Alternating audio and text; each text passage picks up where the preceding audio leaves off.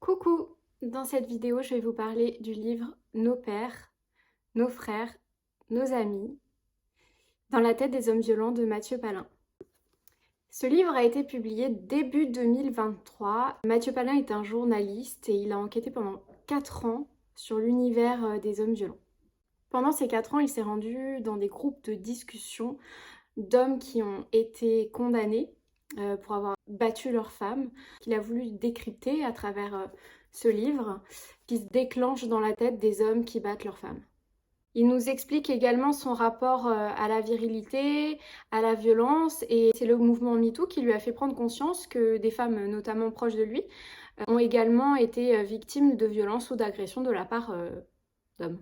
Ce que j'ai aimé, c'est qu'il se base vraiment sur des témoignages, que ce soit des témoignages d'hommes violents ou de femmes victimes, et également d'une femme qui elle-même a eu un geste violent envers son petit ami qui lui l'a massacré, l'a tiré par les cheveux au sol. Elle s'est retrouvée dans un groupe de parole parce qu'elle a été elle-même condamnée pour violence.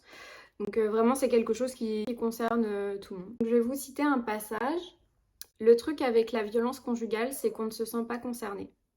Et là, il nous parle de statistiques. 220 000 femmes déclarent chaque année subir des violences conjugales. Quand même énorme. Il nous dit, prenons l'info dans l'autre sens. Ce qui fait que chaque année, on se retrouve avec 220 000 hommes qui battent leurs femmes ou leur ex-femme. Donc ça fait du monde. Sur l'origine de la violence. La violence pénètre votre cerveau une fois que vous y avez été exposé. Et ensuite, vous copiez parce que nous sommes des machines à copier. Enfants, adolescents, on suit les copains, les voisins, les influences. Donc si vous êtes exposé à une situation violente, vous aurez plus de risques de la reproduire. C'est un livre qui a été écrit par un homme, donc ça nous donne un point de vue masculin, ce qui change de la plupart des livres féministes que j'ai lus. Et ce qu'il nous explique, c'est de faire le test soi-même quand on est un homme. Il nous dit, c'est facile de s'épargner, de ne jamais se poser de questions, mais faites le test. Si vous êtes un homme, demandez-vous honnêtement si vous n'exercez jamais de rapport de domination sur les femmes de votre entourage. Ça, c'est une question vraiment à méditer. Dans ce livre, il s'interroge vraiment sur son rapport aux femmes et c'est ça qui est vertueux.